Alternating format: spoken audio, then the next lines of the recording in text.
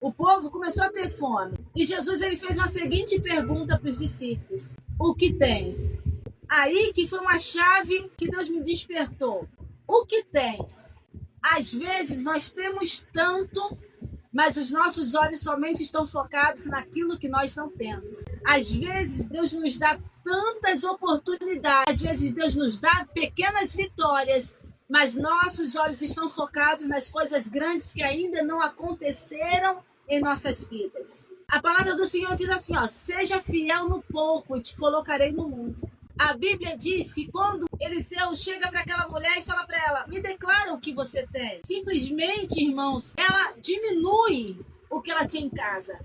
Ela simplesmente não dá valor ao que ela tinha em casa. Ela chega e fala: eu tenho um pouco de azeite. Ela diminuiu, ela desprezou, ela menosprezou aquilo que ela tinha em casa, porque era aquele pouco que ainda estava mantendo ela com vida na casa dela. Nós somos assim. Nós não conseguimos ver, mesmo que seja pouco, a grandiosidade de Deus naquele pouco que nós temos. Porque nós nos esquecemos que eu sempre falo que o pouco para Deus é multiplicação e o nada para Deus é criação. Porque quando Eliseu chegou para aquela mulher e falou: me declara o que você tem. Se Deus hoje chegasse para você aí, que está do outro lado, e chegasse para você e falar: me declara o que você tem.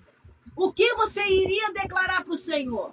O que você iria falar para o Senhor? Senhor, eu tenho isso para te oferecer. Missionário, esse louvor marcou a minha vida. E no louvor falava assim: eu só tinha os meus pecados para te oferecer, mas mesmo assim me amou. O que você tem para oferecer ao Senhor? Jesus chegou para multiplicar o pão e o peixe. Jesus chegou para os discípulos e fala: o que tens? O que você tem hoje para oferecer para o Senhor, para que Ele se levante do trono e haja com providência na tua vida? Para que a mão dele venha se estender até você e faça você prosperar na terra da tua aflição? O que você tem para apresentar ao Senhor? Daniel tinha uma vida de oração. Davi tinha coragem. José tinha sonhos que o empurrava, aleluia, em direção ao cumprimento dos sonhos da promessa de Deus para a vida dele. O que você tem aí? Porque quando Jesus ele chega para os discípulos e fala: me declara aí o que vocês têm. E ele fala: Senhor, nós temos 7 pães e alguns peixes. E alguns pedaços de peixes. E Jesus chega e fala assim: ah, é?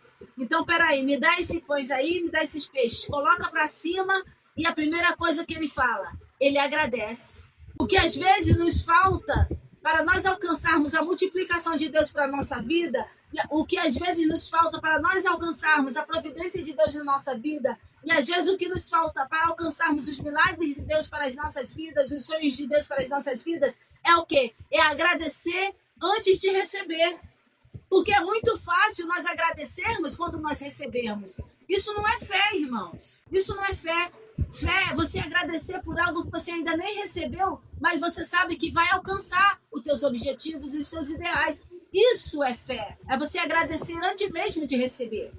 E foi isso que Jesus fez. Jesus pegou aquele pouco que tinha, botou para cima e agradeceu. As nossas insatisfações impedem a nossa gratidão.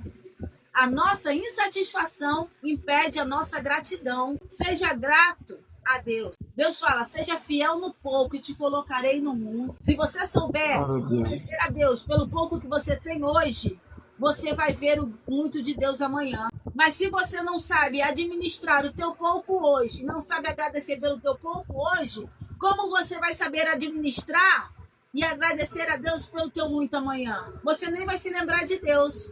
Porque o pouco que a gente tem hoje é o preparo, é a escola para o amanhã. O pouco que Deus nos permite viver hoje é a nossa escola para amanhã nós sabermos reconhecer de onde nós viemos e até onde o Senhor nos levou. Jesus botou o pão para cima, o peixe para cima, agradeceu e Ele mesmo alimentou. Porque tem coisas que vai ser o Senhor que vai fazer na tua vida. Tem milagres que é o Senhor que vai fazer na tua vida acontecer. Tem providências que é o próprio Deus que vai fazer acontecer na tua vida. É como eu falei com um rapaz lá sobre a cura. Um cego falou: Senhor, eu quero ver. Ele falou: então veja. O Senhor desejou a cura e ele falou: então veja.